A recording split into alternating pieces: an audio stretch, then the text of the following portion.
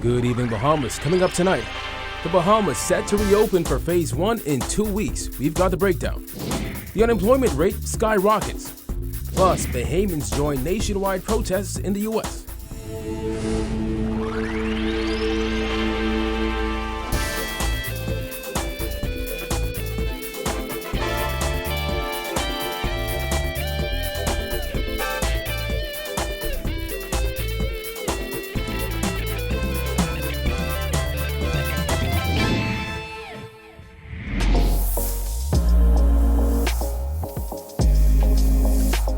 Our news is brought to you by Alive.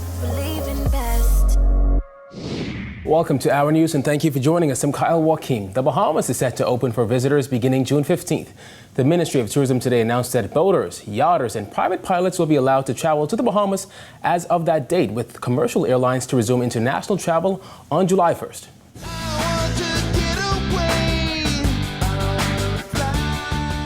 In just 2 weeks, visitors will be able to come to the Bahamas by yacht, boat, and private aircraft. It's included in phase 1 of the Ministry of Tourism's reopening strategy that'll see international flights resume on July 1st.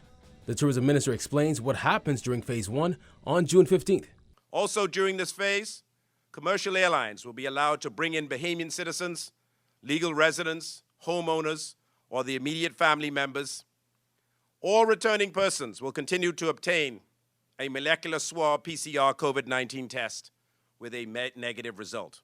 While Bahamians and residents will have to provide proof of negative COVID-19 testing, according to the minister, visitors will not have to show such proof because of the length of time it takes to get results. Instead, they'll fill out a questionnaire, among other things. Yes, you will be screened when you arrive in the destination with temperature checks, but in terms of testing as we know it, that will no longer be necessary. During phase 1, hotels and Airbnbs will be allowed to reopen and bring employees back to work, while transportation services including tour buses, taxis, and jitneys will resume. However, your experience at the airport will be very different. According to Nassau Airport Development Company's CEO Bernice Joaquin, for starters, there will be signage promoting good hygiene as well as social distancing markers just about everywhere. Limiting the admission into all terminals to only travelers and airport employees, limiting close seating in hold rooms except for family groups, wearing of face masks, screening of passengers using wands as opposed to pat-downs, installation of protective plexiglass barriers as appropriate, new methods of customer handling at retail and food and beverage concessions, and so on. So airlines are looking at all the science, what needs to be done, removal of seats. We know in our Family Island situation for domestic travel, many of our aircraft are very, very small, so social distancing becomes a challenge. As a result, it is imperative that everyone wears their masks, sanitization protocols are enhanced. The tourism industry accounts for nearly 50% of the country's GDP. 82% of the Bahamas' visitors, according to Diagler, comes from the United States, which is among the leaders in coronavirus cases. The ministry was asked how it plans on dealing with those visitors. We feel that our social distancing, we feel that all of the sanitization methods that we were putting in place will help to mitigate the risk. It won't eliminate it. The number of people who have claimed unemployment benefits over the last 2 months has skyrocketed to 55,000. Labor Minister Dion Folk says with the COVID-19 pandemic still wreaking havoc on the local economy, officials now believe the unemployment rate has surpassed 30%. Jasmine Brown has more. The Labor Minister is just the latest government official to speak out about COVID-19 and the devastating impact it has had on the employment numbers. If you do just a rough calculation, you can see that the employment rate would be anywhere between 30 and maybe 30 to 40%. Labor Minister's calculations come as thousands of people, particularly in the tourism sector, remain out of work. He said that 30 to 40% unemployment rate is an estimate and that a more concise unemployment rate can only be determined by the Department of Statistics. Until the Department of Statistics does a scientific survey, we will not know exactly what what the percentage is. In early May, Prime Minister Dr. Hubert Binnis and Acting Labour Director John Pinder said unemployment is expected to soar to a staggering 30% in the near term. At the time, 25,000 people had either been laid off or lost their income due to the COVID-19 pandemic. The unemployment rate stood at 10.7% in December 2019. That's according to the Department of Statistics. On March 20th, Binnis ordered that all businesses suspend operations with limited exceptions. The move, aimed at limiting the spread of COVID-19, resulted in widespread layoffs. However, Folks says with the tourism sector gearing up to reopen and the country now in phase 3 of the plan to restart the economy, he believes joblessness will soon be on the decline. You would notice today there's a significant uptake. You notice this morning in terms of the activity on the island, in terms of businesses opening. The hotel sector is probably the only major sector in the country now that is not open.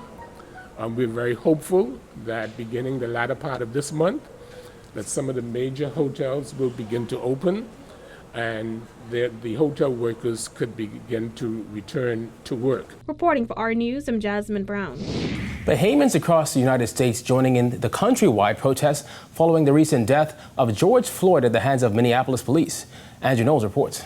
In states across America, protests have now turned violent, sparked by the police killing of an unarmed black man. The story had affected me in a way that I just felt I had to do something. I connected with George Floyd, as a Bahamian living here, as a black Bahamian living here.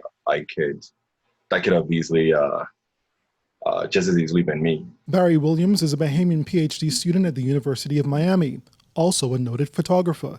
He spent the weekend capturing the Miami protests through his lens. At various points, during the protests, when the group would encounter policemen, sort of protecting various government buildings or whatever, that was when the heat, really felt the heat from the protests. That is when the people sort of really expressed their outrage. In New York, the scene has gotten a bit more chaotic. It's where Chet Kincaid, a recent college graduate, has been living for 6 years. As a protest participant, he described the experience as peaceful. And when we got to Times Square, that's when the NYPD, they came with a whole squad of about 50 officers, and everything just escalated from there. Decades of simmering frustrations, hurt, and rage at the injustices by police now exploding. There just was no excuse for this, and it's just so blatant. It's gotten to a boiling point, and it was either I'm for this or I'm with the oppressors, and that's just why I decided I had to put my words into action. And although he has not participated in any of the protests in the Washington, D.C. metro area, Bahamian Lawrence Rigby believes the protests are justified. I think they're legitimate. They are legitimate. A lot of people in this country live under duress. And that said, I think it's an appropriate response to that duress. Literally, the way George Floyd died in police custody, a lot of people are painting the analogy of literally they felt like feet have been on their neck their entire lives. In the 9 years he's been residing in the U.S., the federal government employee says while he never overtly encountered racism, given the current climate, he's thinking about returning home. Having to deal with these issues that are, again, front and center here in the United States that would probably not even be in my mind if I were at home. I do think about it, and I do think I want to return home. Reporting for our news, I'm Andrew Knowles. 107 Bahamians who had been stuck in the U.S. for months returned home this afternoon. Today's flight was initially scheduled for last week but was postponed for administrative reasons. Bahamas Air has priced return tickets at $150, a move that has received some criticism. However, Tourism and Aviation Minister Dionisio de Aguilar says the airline is not in the financial position to carry out those flights for free. We're trying to allow the price to be what it was in the market prior to COVID-19. I mean, theoretically, we're the only plane that's bringing Bahamians home, commercial aircraft. But we must use that power judiciously. More than 500 people have returned since the first flight on May 8th. Well, though he acknowledged that the COVID-19 curfew and lockdown helped to keep crime figures down, National Security Minister Marvin Dame says he expects those figures to continue to trend downward now that the 24-hour curfew has been lifted. With more on this, here's Giorgio Bain. With the 24-hour curfew set to come to an end, Minister of National Security Marvin Dame said that a new strategy is underway to keep crime numbers down. He also said that he believes that crime numbers have been affected by the COVID-19 pandemic. Crime's down. I don't have the numbers to back that up, but based on what we're seeing, yeah, crime's down. And we expect that crime will continue to trend downward because we have a plan in place. Dame said lockdowns and curfews have assisted in keeping crime numbers down, and the ministry will have to measure to what extent it has affected crime statistics. I would suspect that the curfew would have had an impact on figures and certain categories, of course, But as you say, I've been following crime globally, especially during this pandemic, and there are certain elements out there who will continue to wreak havoc, no matter what you have, curfew or no curfew. Minister of National Security Marvin Dames addressing videos that went viral over the weekend of alleged Defense Force officers ignoring COVID-19 protocols at a pool party. According to Dames, those videos are now under a full investigation. We're obviously concerned, and hence the reason why it's under investigations by the Commodore and his team. And so we look forward to seeing the results of his investigations. In a statement released on Sunday, the RBDF said it is aware of the videos purporting to be newly promoted Marines, amongst others, ignoring COVID-19 assembling protocols. The statement said guilty parties will be dealt with accordingly. Reporting for our News, I'm Giorgio Bain. About 24 fishermen and vendors who rely on the Montague ramp to make a living are pleading with the government to allow them to reopen. Jared Higgs has more. So if y'all could really open us up tomorrow, we'll be happy. And our children will start to survive again. Our bills could be paid. With the country in phase 3 of its economic reopening, fishermen and other vendors at Montague Ramp are urging government to let them open. They insist that they can practice social distancing like other businesses that have been allowed to open. That's the worst we ever had it since I've been out there.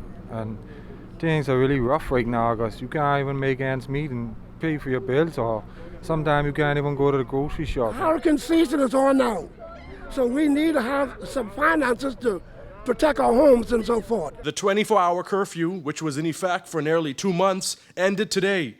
Other non-essential storefronts have been allowed to open, leaving these fish market workers feeling overlooked. I had a big loss because fruits is perishable. Plus I had snacks. And it's time for me to come out now because I don't have anything else, and my husband is in retirement. Right now, I'm the president of nothing. Milton McPhee is the president of the Montague Association. The people he represents have been out of work since mid-March. They showed our news the markers they put down to enforce social distancing. This is a case of the grass growing and the horse starving. The horse is almost dead. We can't pay our bills. I need to make some money. I know we could be social, we could stay our distance, and the government need to do something for the fishermen because the hurricane season is upon us. Now, these fishermen say the next step for them is obviously to get back out on the water and start fishing again. Now, one man told me, and he may have been joking, but he says he doesn't want to have to resort to robbing and stealing. Reporting for our News, I'm Jared Higgs. All right, thanks, Jared. Still to come, why Bahamian students in the UK feel forgotten. Stay tuned.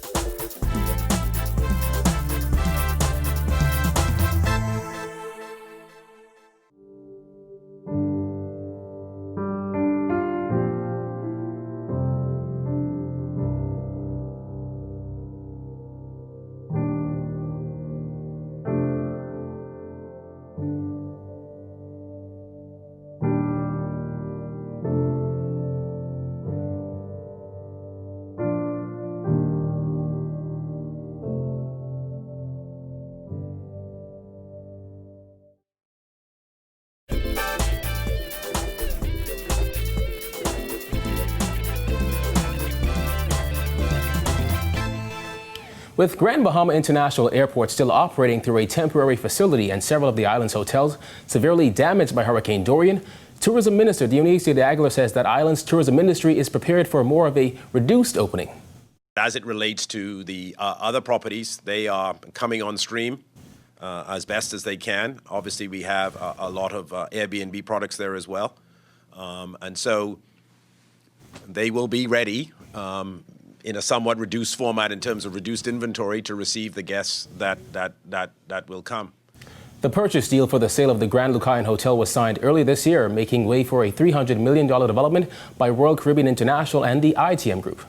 There may be a slight delay, an administrative delay, but we had discussions with ITM last week, and they are still a go, still excited to do the project, and still lining up all of the required administrative steps to pull the trigger on the project. So my response is it's still a go.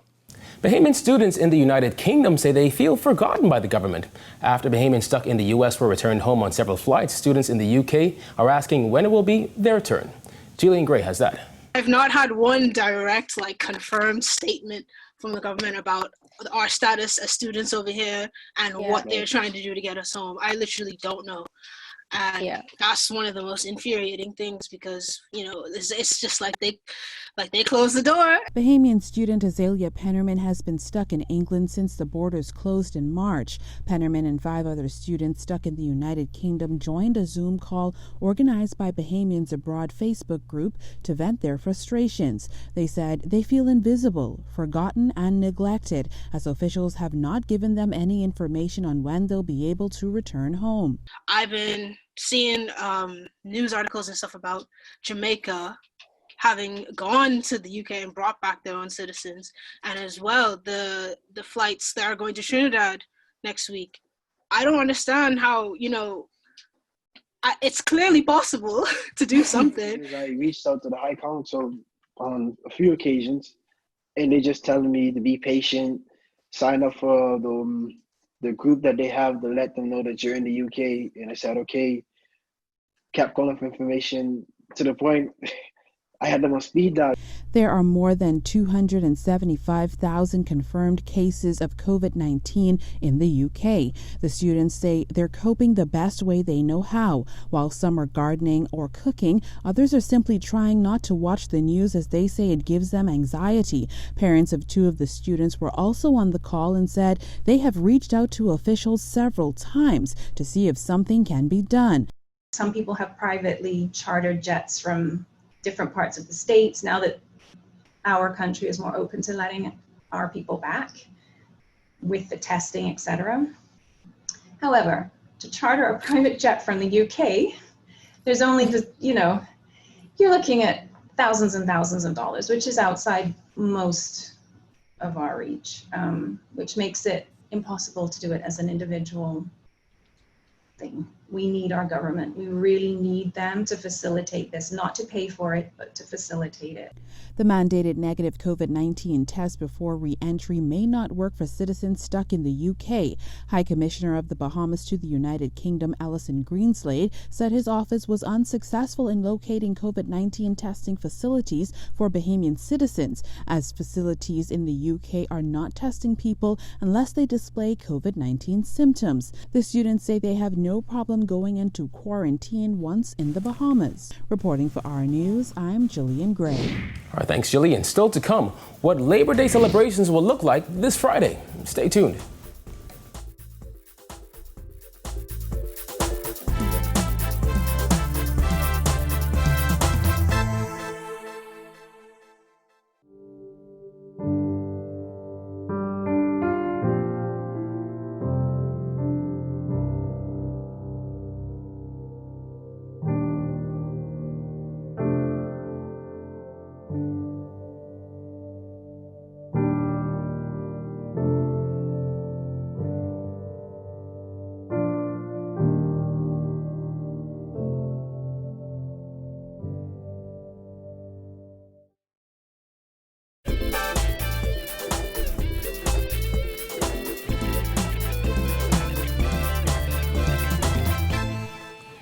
You're watching Our News. Welcome back.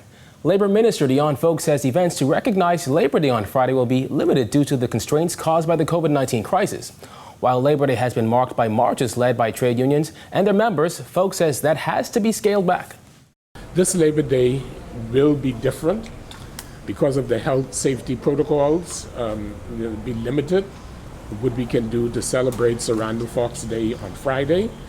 The committee, the union committee, which is organizing this Labor Day, they're looking at several options in terms of how they can celebrate this occasion.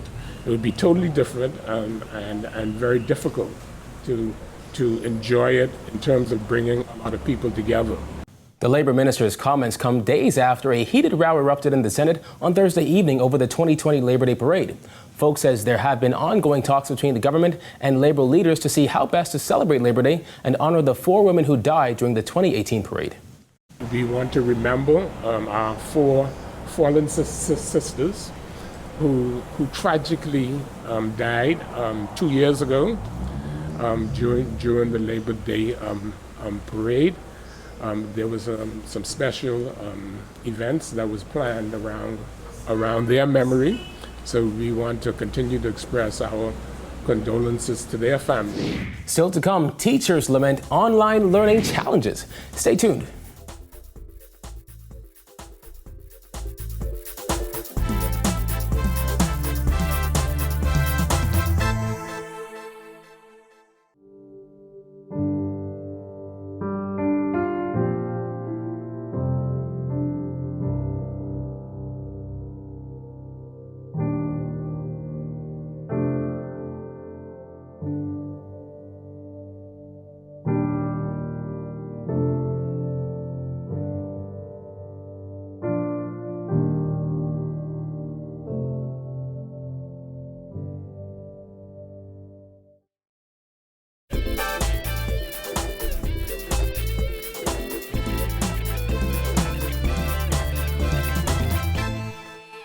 Finally, in news tonight, some teachers over at Anatole Rogers High School opening up about what it's like to teach their students online.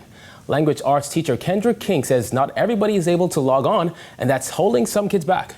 It's been a challenge, and I guess because we have all of the students who don't have the necessities, but in the midst of trying to make everything work, I would say that it has been working. You know, students who have the opportunity are truly engaging it. Jean Thomas Wright is an English teacher at the school. She is especially concerned about the attendance level for one grade level in particular. My grade 8s have been very good. The grade 9s are the ones that I was very concerned about because not a lot of them came online. It was very difficult in trying to get all those kids, you know, and so we tried through WhatsApp, whatever, through their friends and so forth, but still, it was really difficult. The school's principal, Harcourt McCoy, says with so many changes taking place so quickly, it is important that every child has a proper device to complete schoolwork on. It is a real challenge. Devices are a challenge because even in homes where there's one device, so many of the parents may have been home trying to work from home using that device. And then if teachers set up schedules or the ministry has a schedule, you know, it becomes a demand on that one device. And so the new normal is going to be most of the society will have to go paperless, and students will have to have a device.